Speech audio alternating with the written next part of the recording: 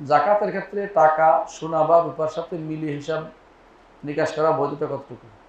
অবশ্যই করতে হবে, কারণ জাকাতের আসল হচ্ছে কাগজের কোনো মূল্য নাই, কিন্তু মৌলিক মূল্য নেই। মূল্যটা কি জানেন? ব্যাংক থেকে লেখা থাকে ইহা চাহিদা মাত্র ইহার ভাগকে এত টাকা দিব। মূল জিনিস হচ্ছে রাষ্ট্রের মধ্যে সম্পদ কি আছে সেটা অনুসারে আপনাকে কি দিচ্ছে, একটা একটা ডকুমেন্ট দিচ্ছে। এটা ডকুমেন্ট, এটা একটা যে এটা টাকা, সনদ, টাকার একটা কি বন্ডের মতো, এটা আপনাকে দিচ্ছে, এটা দিলে টাকা দিবে। এই জন্য কোনো নষ্ট হলে দিলে ফেরত দেয়, টাকা 10 টাকা দেয়, 10 টাকা ফেরত দেয়, 20 টাকা দেয় ফেরত দেয়, 5 টাকা দেয় না কেন? এটা মূল্যই এমন দাম হচ্ছে যে এটা কোনো মূল্যই নেই গেছে। 1 টাকা 2 টাকাও দেয় না এখন আর। হ্যাঁ, 5 টাকার নিচে এখন মুদ্রা খুব কমই পাওয়া যায়। এই জন্য ওগুলি আবার বলে না যে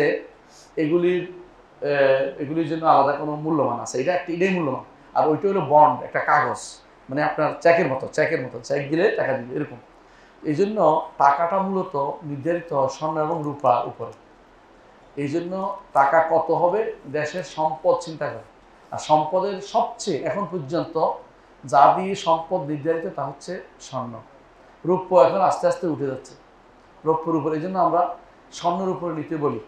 আপনি হিসাব করবেন টাকা কত টাকা আছে, স্বর্ণের নেশাব হলে টাকাটা স্বর্ণ কেনার মতো, 85 গ্রাম স্বর্ণ কেনার মতো টাকা আপনার 1 বছর থাকলে জাকাত আসবে।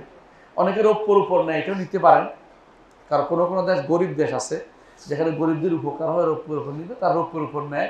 সেটাও কত, 595 গ্রাম রৌপ্য কেনার মতো টাকা আপনার 1 বছর থাকলে সেরকম আপনার জাকাত আসবে।